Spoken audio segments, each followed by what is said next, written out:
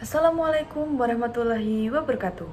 Perkenalkan, nama saya Tia Fitrinasi dengan NIM akhir 082. Nah, di sini kelompok kami akan menjelaskan bahasa pemrograman Swift masa depan untuk pengembangan aplikasi iOS. Nah, di sini ada slide yang pertama, yaitu pendahuluan.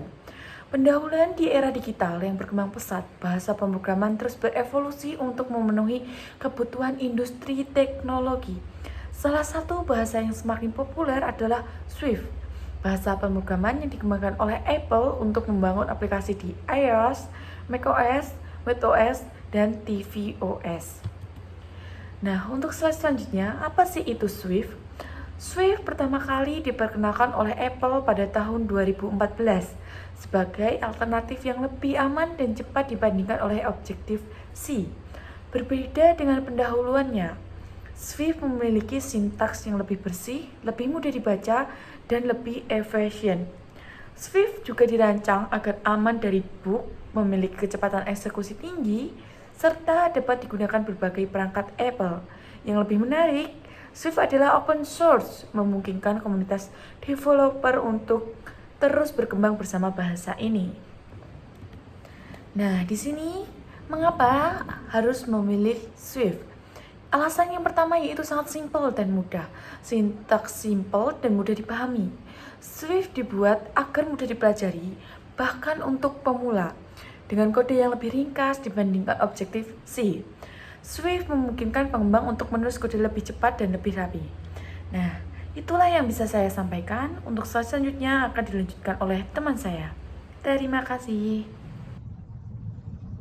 Baik, perkenalkan nama saya Sultan Rafi Negara dengan NIM akhir 108. Di sini saya ingin melanjutkan presentasi dari sebelumnya teman saya. Beberapa fitur menarik di dalam Swift, ya ini yang pertama adalah performa tinggi dan efisien. Membentuk dunia baru seni digital dibangun di atas LLVM atau Low Level Virtual Machine. Swift lebih cepat dibandingkan Python dan bahkan Objective-C dalam beberapa kasus. Yang selanjutnya adalah keamanan yang lebih baik. Dengan fitur optimal dan type safety, Swift dapat mencegah kesalahan pemrograman yang sering terjadi, seperti crash akibat variabel kosong. Selanjutnya yaitu adalah playground untuk eksperimen kode. Dengan Swift Playground, Anda bisa langsung mencoba kode Swift tanpa perlu membuat proyek lengkap. Fitur ini sangat membantu untuk belajar secara interaktif. Kemudian dukungan komunitas yang kuat. Sejak Swift menjadi open source, banyak developer dari seluruh dunia berkontribusi dalam meningkatkan performa dan fiturnya. Dokumentasi yang luas juga memudahkan pemula untuk belajar. Baik, slide selanjutnya akan dilanjutkan oleh teman saya. Assalamualaikum warahmatullahi wabarakatuh. Perkenalkan, nama saya Zafanan Abdillah dengan NIM 2411181414139. Di sini saya akan melanjutkan presentasi slide 10, yaitu Swift juga mendukung berbagai tipe data seperti int untuk bilangan bulat, double untuk bilangan desimal, bool untuk nilai true atau false, array dan dictionary untuk menyimpan kumpulan data. Selanjutnya di slide 11, control flow atau percabangan dan perulangan yang memiliki kode variabel X dideklarasikan sebagai konstan dengan nilai 20. Let digunakan untuk mendeklarasikan konstanta yang nilainya tidak dapat diubah setelah diberikan.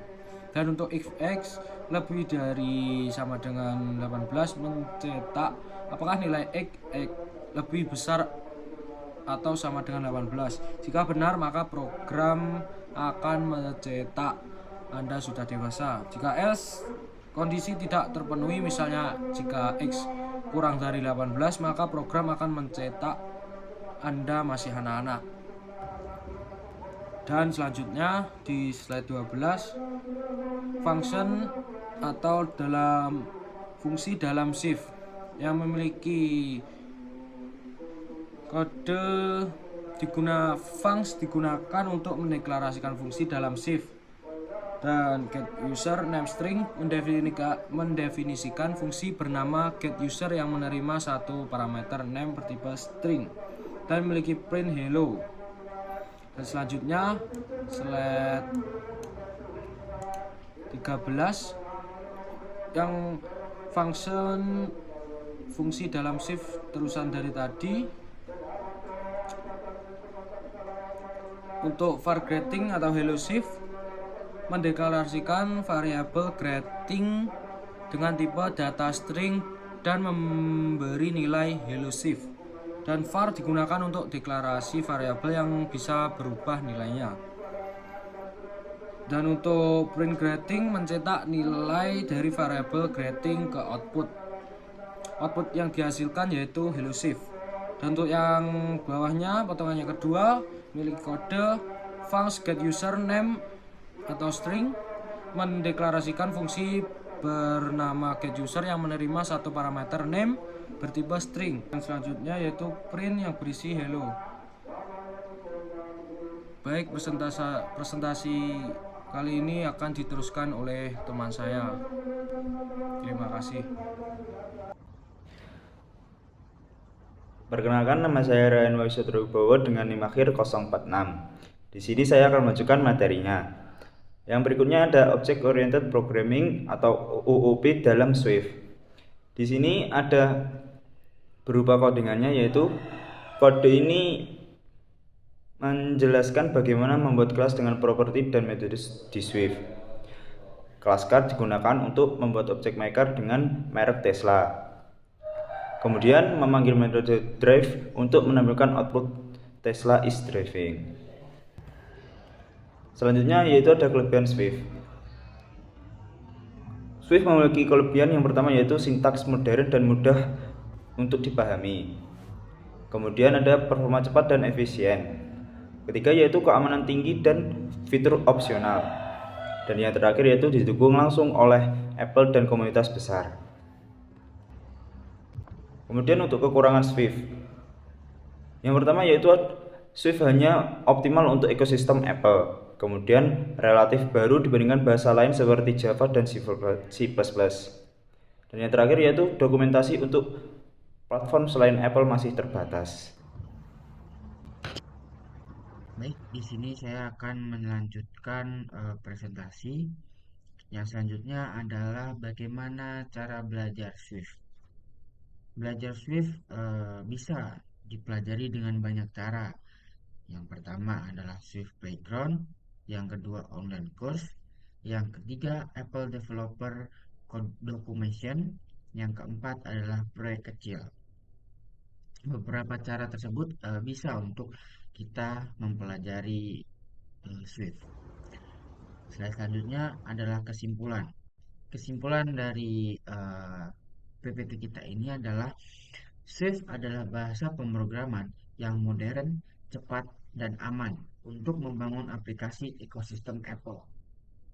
Dengan sintaks yang bersih, performa yang tinggi, dan dukungan komunitas yang benar, Swift menjadi pilihan utama bagi pengembang iOS dan macOS.